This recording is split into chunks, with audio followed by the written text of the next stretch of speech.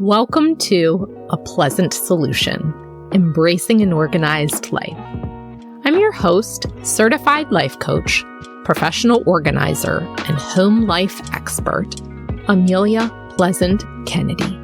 And I help folks permanently eliminate clutter in their homes and lives. On this podcast, we'll go beyond the basics of home organization to talk about why a clutter-free mindset is essential to an aligned and sustainable lifestyle. If you're someone with a to-do list, if you're managing a household, and if you're caring for others, this podcast is for you. Let's dive in.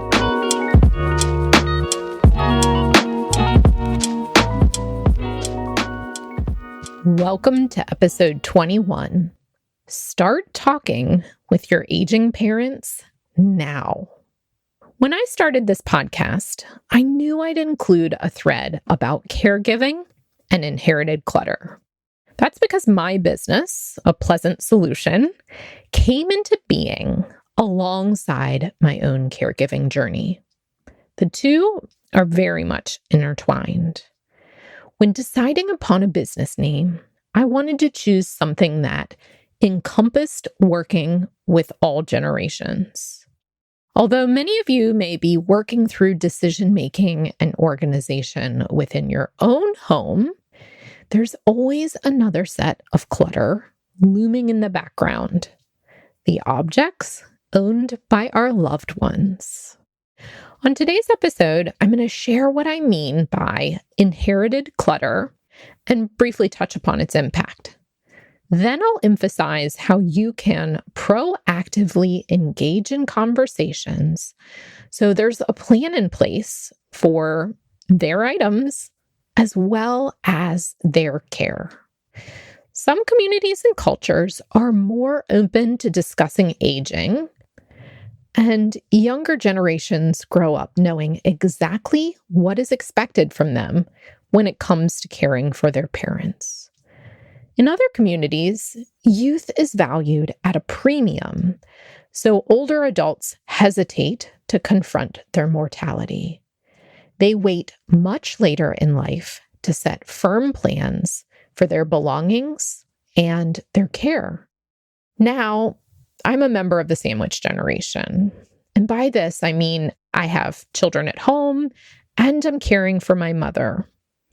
I understand the impact and importance of planning much more intimately because of my lived situation. I'd rather you not have to feel rushed, overwhelmed, or unsure from the weight of objects and care planning, which is why I'm encouraging you to start talking with your aging parents now. Inherited clutter is when you become the recipient of someone else's belongings for any other reason than by choice. Most commonly, it's when someone you're related to passes away and you are given or required to take ownership of their house or any quantity of their possessions. On one hand, deep down, you expect it. However, because no one knows exactly how long they'll be on this earth for, the moment that you transition into being a caregiver or responsible for someone else's items is often accompanied by loss, grief, or any mix of emotions. Resentment, although not often acknowledged, is a common one. You may have heard your parents say some version of, "Oh, we don't want to be a burden." Yet, then you find yourself renting and paying for a storage unit month after month because making another set of decluttering decisions is terribly difficult during this unexpected moment. The pandemic created a wave of these challenging intergenerational decision-making moments. Folks discovered that their family members had no clear directives for healthcare or no will to distribute assets. Talking about plans when life is smooth can be uncomfortable. However, it's the layers upon layers more difficult when emotions are high.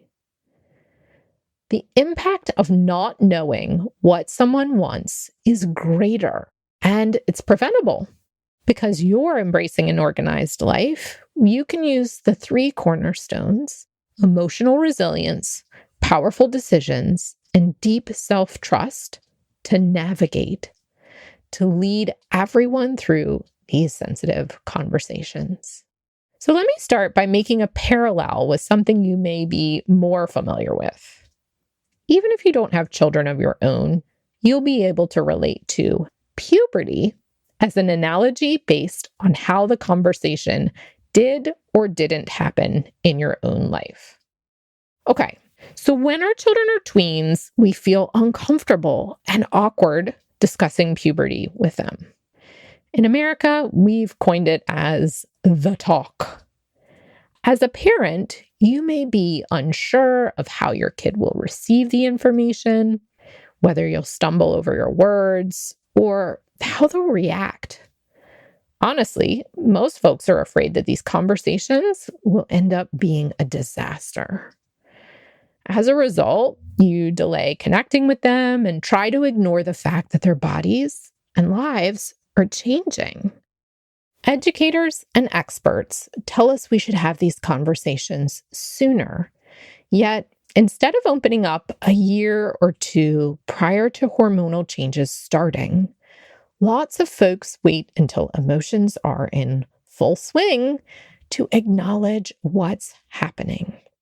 Often, as parents, we make it more about us and our own emotional discomfort than about having a matter-of-fact conversation. Puberty is a life stage that all humans go through. It's a form of aging, albeit at a different time of life. Humans get older as each day passes. You're always aging.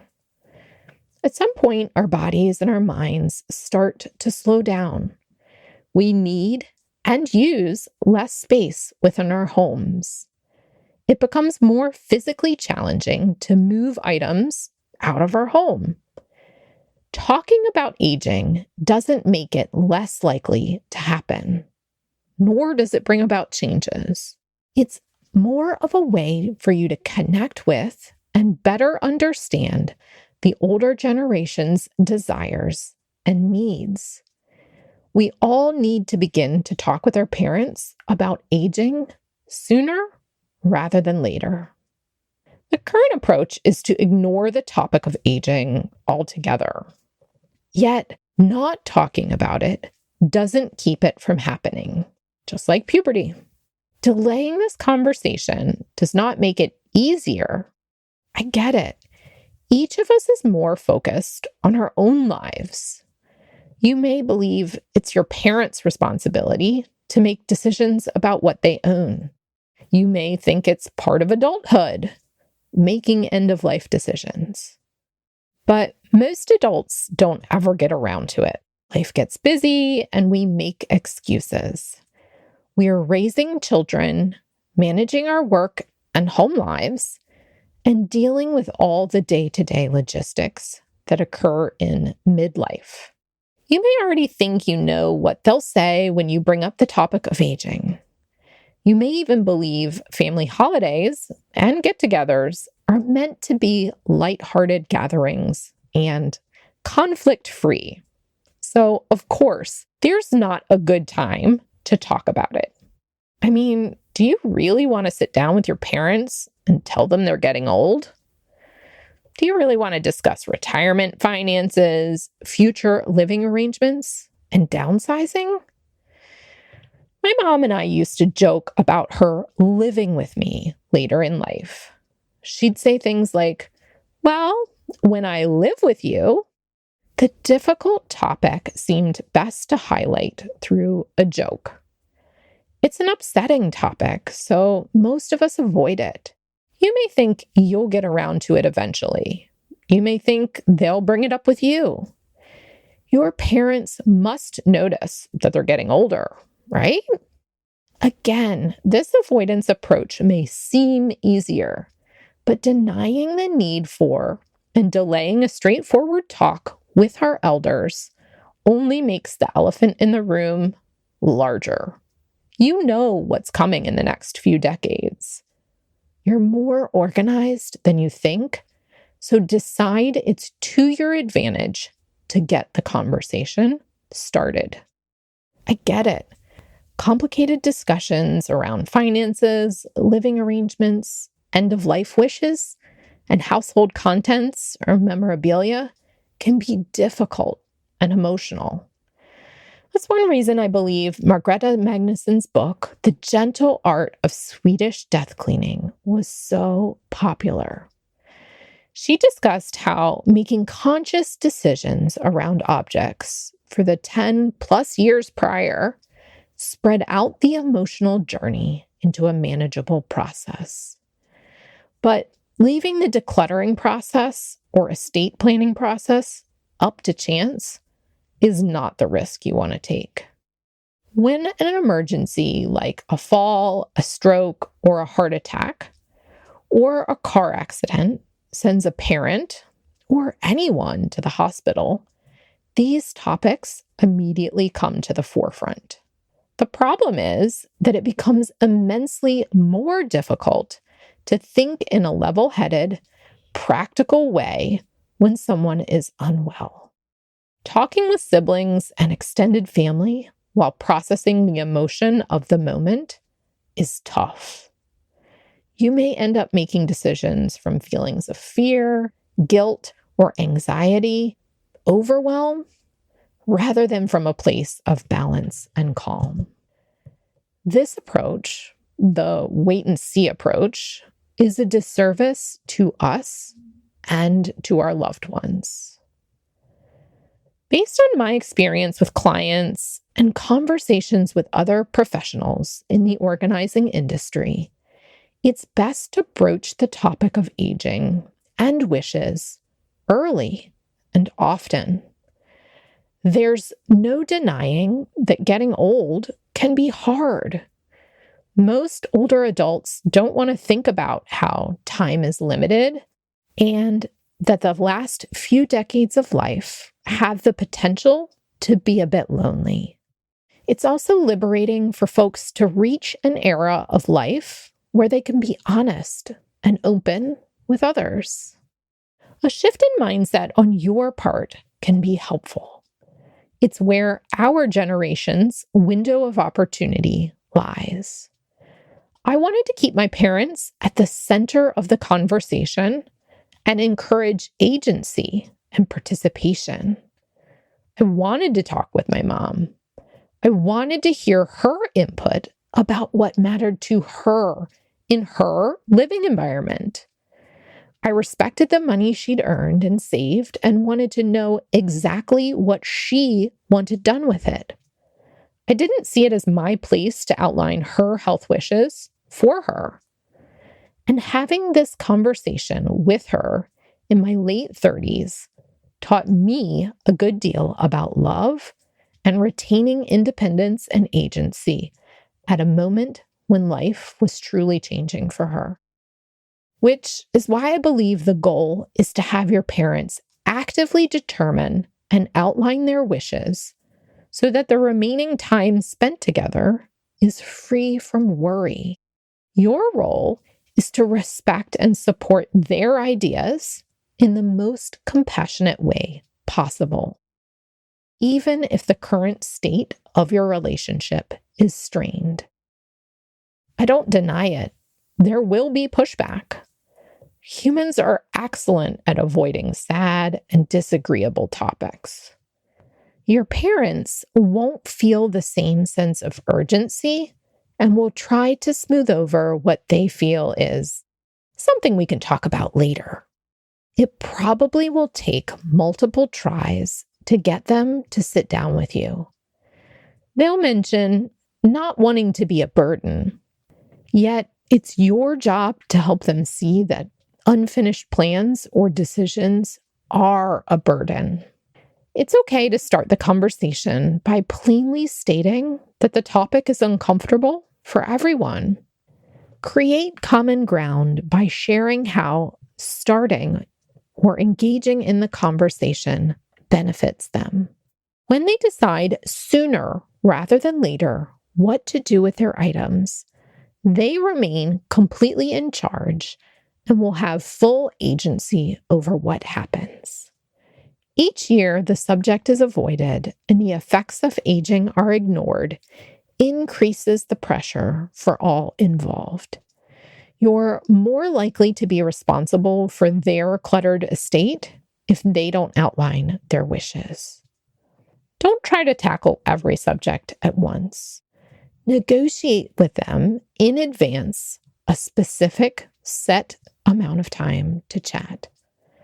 Everyone likes knowing that tough topics won't be belabored for hours upon end.